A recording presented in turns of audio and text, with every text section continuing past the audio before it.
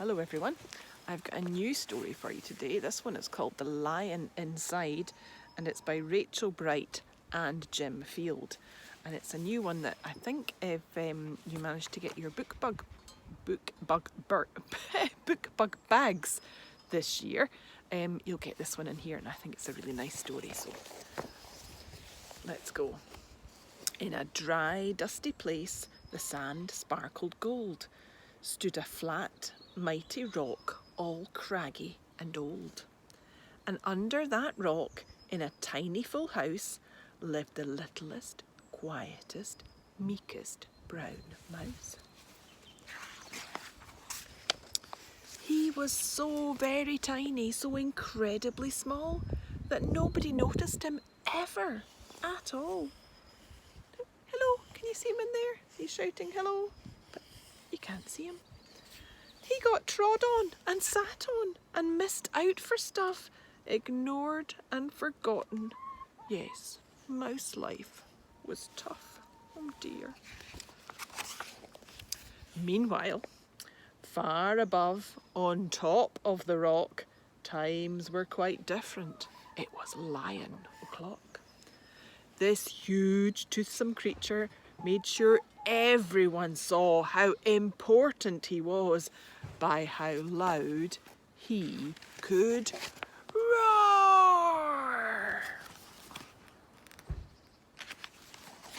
He was head of the pack. He was shouty and tough. He loved showing the crowd he was made of strong stuff. Yes, all were impressed by this mighty king cat. If only, thought Mouse, I could be more like that. Then, late one dark night in his Minnie Mouse bed, the cleverest thought popped into his head. He jumped from the covers and held up a paw. I've got it, he said. What I need is a roar. I mean, what if this mouse with the weeniest squeak was a little more grrr and a little less meek? Well, he'd still be the smallest of fuzzy brown mice, but he'd make friends and join in, and life would be nice. Yes, thought the mouse, I must find out how. I will learn how to roar, and I will learn it now. But gulp, oh my gosh, there was only one beast who could teach him this thing, but might make him a feast. It was time to be strong, take chance after all. Forever was a long, long time to feel small.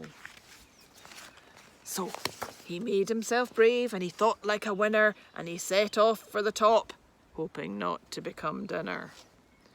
Felt like the scariest thing he could do. But if you want things to change, you first have to change you. The further he climbed, the closer he got to the slumbering lion reclining on top. Then at last, as he stood on his tippity toes, he found himself suddenly nose to nose. Pardon me, wake up, Mr. Lion, you've got company. Squeak, Mr. Lion, what I've come for you for is squeak. Do you think you could teach me your roar? Oh my goodness, look.